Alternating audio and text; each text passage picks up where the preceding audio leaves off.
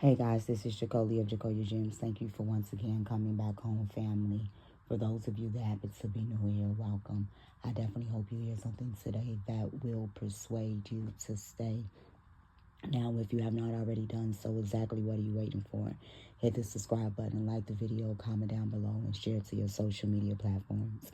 Y'all, I'm going to upload this on TikTok and YouTube, so if this goes over 10 minutes, TikTok, you already know what to do. This is going to be an educational story time, and I'm about to share this clip. This is going to be speaking on female narcissism in sibling relationship. So, watch this clip. Do, right? So, yeah, y'all. So, I may put the clip at the end. So, hello. Greetings. Am I the asshole for refusing to let my sister wear white to my wedding and kicking her out when she showed up in it? I, 27, got married 2 weeks ago and it was supposed to be the happiest day of my life. My sister, 31, female, who I have a complicated relationship with, decided to test me in the worst way possible. Months ago, when I sent out the dress code, I made it very clear. No one wears white but me. It wasn't negotiable. My sister gave me an attitude about it, saying I was being insecure and that no one cares about tradition anymore. I told her that whether or not she agreed, she needed to respect it. The morning of the wedding, she showed up wearing a floor-length lace white dress. To the floor as well. It was practically a bridal gown. I told her that if she didn't change, she wasn't welcome. She threw a tantrum about how I was ruining her day and stormed off. Her day. Telling everyone I was being a bridezilla. Some families told me to let it slide because she's just like that. However, I was completely done. So I told the staff to not let her back in unless she changed. She never came back, and now she's telling everyone I ruined the relationship for good. So, female narcissism in sibling relationships. I'm going to also do a part 2 with this with Krishan Rock. So, I have an older female relative who on her wedding day, another female relative who was older than her showed up in this spandex hot pink back out cutout dress with some silver stripper shoes that went all the way up the knee. They were their cousins. And this is a church family. The woman that was getting married, her parents were pastors. And their grandmother is an evangelist. And although this cousin was living a lesbian lifestyle that she's been delivered from, all praises be, she knew better. The person who was getting married also has a history of behavior like this. So, of course, she's like, you got to change. You can't come to my wedding like this. Doop. And the female cousin actually ended up walking from that house all the way to the church. And that was a nice long walk in some heels. We also had an event at that same wedding. One of the aunts who was a heroin addict, and she's been delivered from that, all praises be. Either her or her daughter stole the wallet and money out of the wedding goers. And these behaviors in these women go unchecked. The woman that was getting married some years ago, her mother passed away. And her mother was a preacher, a Southern belle. You rarely saw her in pants. Like, she was a no pants in a pulpit, just very old school. Her father was really big on no bonnets outside. neither parents did panty lines. She grew up wearing slips and, just having to conduct and dress a certain way. And even as a young woman and an adult, she's always carried herself a certain way. So she started to cause friction between the relationship with her and her two sisters, whereas her and the youngest sister would be close throughout peaks and valleys, but her and the sister closest to her were very close for years until like their mid to late 20s. So this is a two-part story time.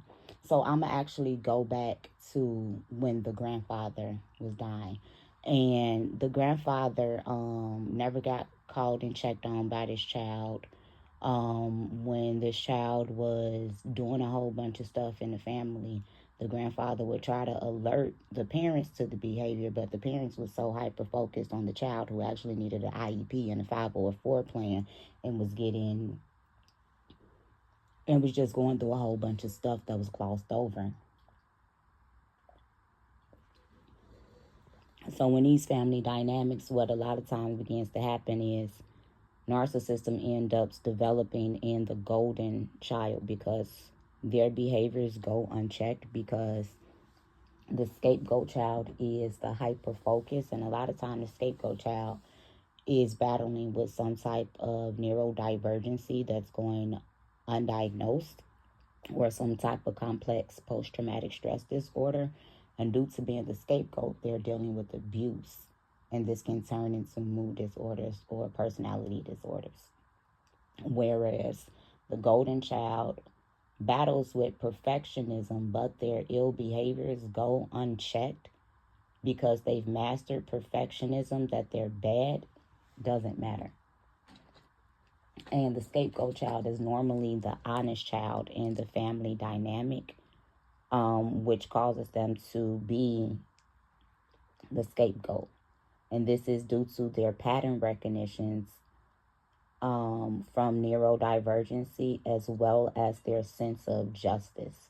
And a lot of times if the scapegoat child, which we're speaking on in a female family dynamic, is a girl, then she's definitely going to go undiagnosed as neurodivergent in childhood, which further begins to increase the childhood trauma outside of the abusive dynamics in the household and the favoritism that the perfectionist child is receiving. So when the family's grandfather was dying and sick in a hospital, the oldest sister child was super bad, running around the hospital, climbing in the hospital bed, just doing whatever the child wanted to do. And the older sibling never came around the family, never did anything. Even for the mother, the father was just a nasty person and just real phony a lot of times. And so the oldest child was used to being able to get away with abusive behavior to the middle child, to the one that was right under her, because being raised in a black family, if you hit your older sibling back, it becomes problematic. So she got away with a pattern of abuse. Around the age of 12, their mother told her to not only they had to sort out their summer clothes to bring their winter clothes down. And so the middle child had a nice amount of clothes because she would save up the money that the parents gave her from tax returns, save up money that they would end up earning from fundraisers that they would do in order to go to trips to Toronto, trips to Vancouver, Seattle, Springfield, so on and so forth, because they was on tour as singers. So the middle child saved her money up a whole bunch so she had more clothes. But the bag was too heavy for her to carry up the stairs by herself.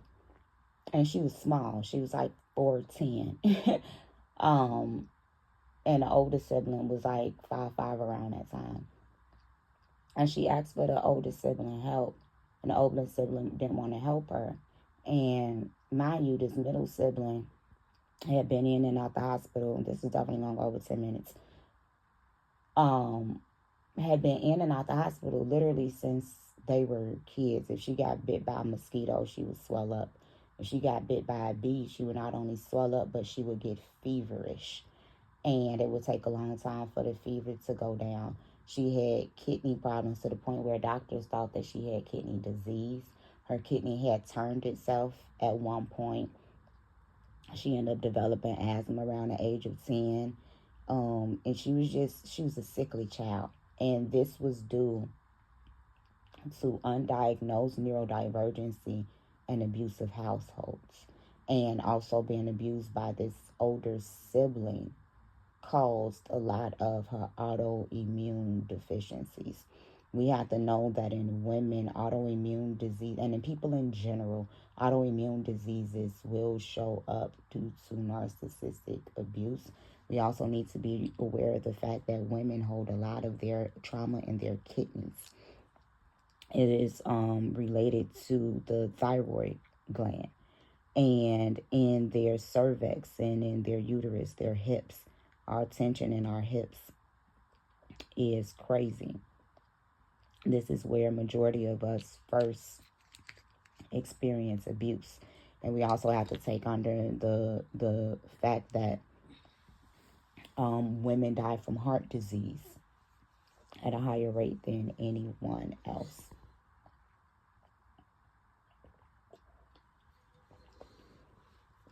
So if you see a woman with fibromyalgia, lupus, MS,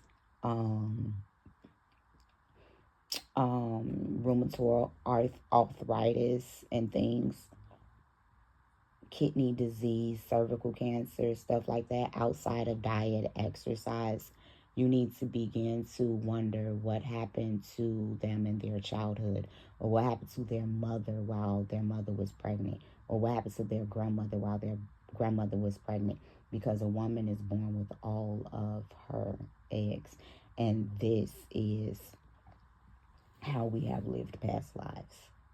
So when we begin to see that the older sister was helping her with the bag upstairs, but she had an attitude about it. She literally, they were at the top of the stairs, she pushed the garbage bag, and her little sister went rolling down the stairs and hit her back on each and every stair. Then not too long after that, the big sister pushed her short sister, which was like her back was at the same height as the windowsill, and y'all know them windowsills in the 90s.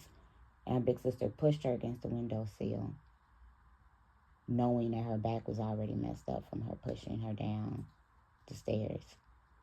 Her big sister had thrown a plate of hot food on her. And so, and this is leaving out a lot of other abuse that she faced at the hand of her oldest sister. So at the time of this grandfather dying, actually, let's go to the age of like when the middle sister was 20 years old. When the middle sister was 20 years old, she had the opportunity to leave home for like the third time since she was 19. And this time it was going to be because she was a certified nursing assistant, and she had been one for some years, and she was really good at her job. Her then boyfriend tore his ACL, and he lived in another country. And they had been dating for a little over a year and had known each other about 2 years, right? Right after like 19, they started getting to know each other. He was 18 and she was 19. And he tore his ACL.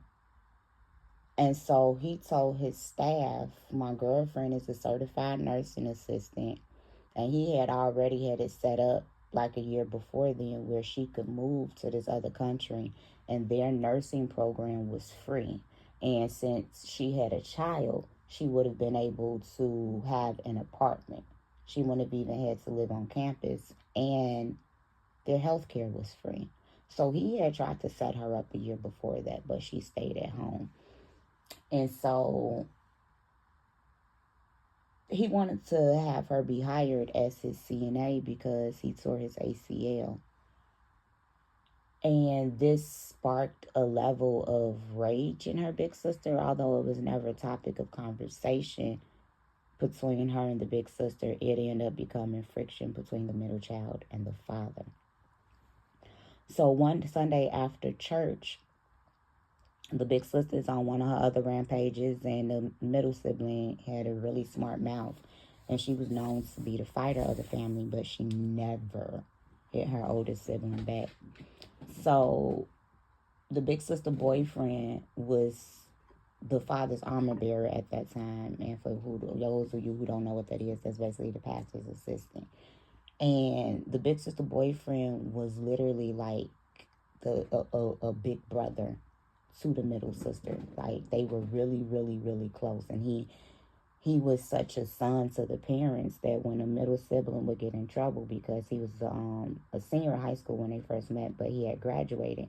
When the middle sister would get in trouble, so the parents wouldn't have to leave school, he actually became one of the emergency people on her school forms, aside from the grandparents.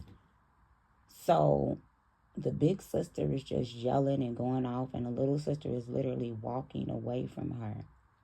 And she hears her big sibling sister running towards her. She turned around, and her big sister slapped her. And the big sister boyfriend grabbed her by her wrist. And they were literally like between 19 and 21, because they weren't that far apart in age, so that's the age range between them.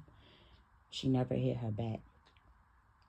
So fast forward to when the grandfather is in the hospital dying, the big sister come there with her bad daughter, her third husband, her bad attitude and unchecked behavior by family, and just this level of arrogance. And she tells the middle sister, you doing too much. Because this is her grandfather, who she's been taking care of outside of their father. The middle child and the grandfather, while he was sick himself, would drive himself to chemo. Like, that's how strong of a man he was. The middle daughter is the only reason that the grandfather was willing to go to the hospital, because the grandfather was laying in his house, which is the apartment beneath the middle daughter, and he was dying on the sofa for 3 weeks straight. And she was the only one that can talk him to go into the hospital. And she was the only one who, outside of her father, there on a day-to-day basis, regardless of anything that she was going through in her own body, regardless of anything that her own mother was going through, regardless of anything her children was going through. And they were, her and her grandfather were close to the point that when he did pass away, when his 2 sons in Chicago were in that room having their moment with him alone, they called that middle child in the room with them and nobody else. That's how close her and her grandfather were.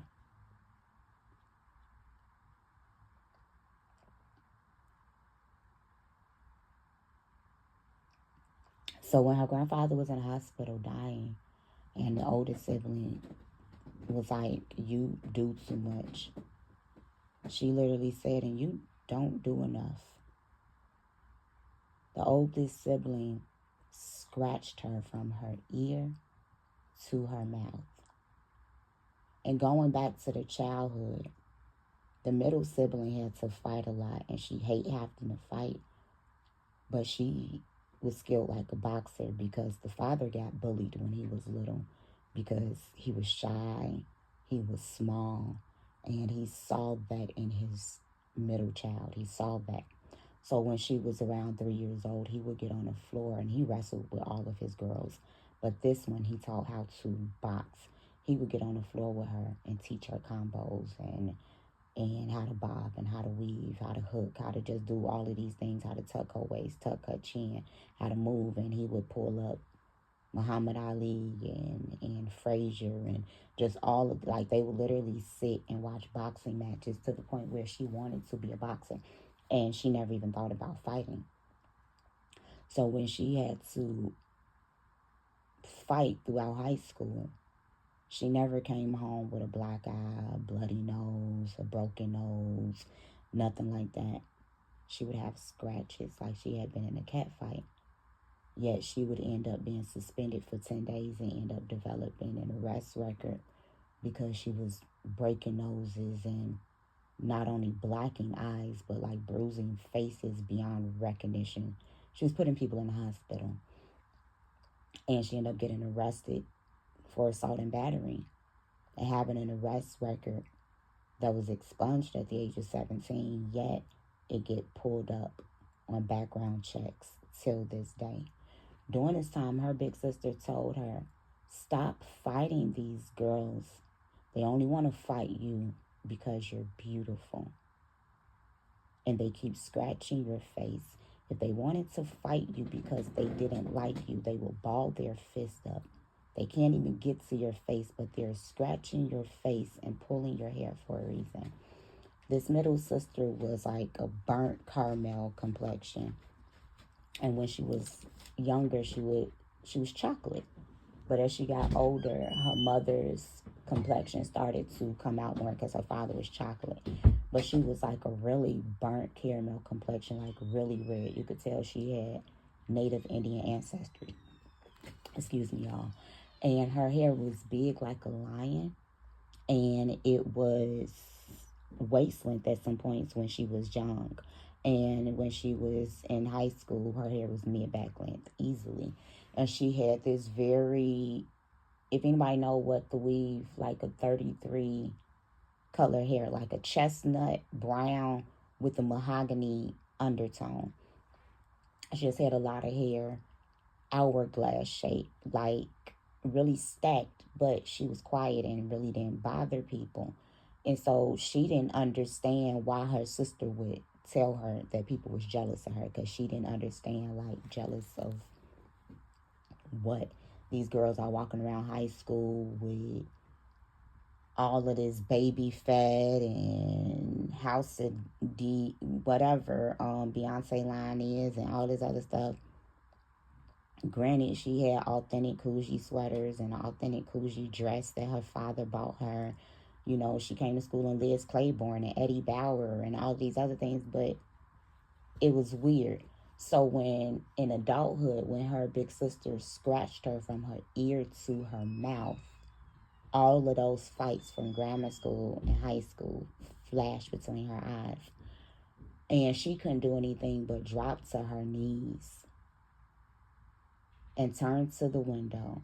And she literally started crying and praying and speaking in tongues. She told her mother at the time, Mommy, I saw myself grabbing my big sister and throwing her out the window. This is what unchecked female narcissistic abusive relationships look like in adulthood. She ended up having to get taken out of the hospital by her husband. And mind you, actually before, when the middle sister said, and you do too much, she started yelling and screaming, woo, woo, woo. She said, you gonna do this in front of your daughter? My kids are right here. Don't do this. And she, don't worry about my daughter cursing, screaming. And she scratched, And so the middle sibling, son and daughter, ended up very traumatized from that event.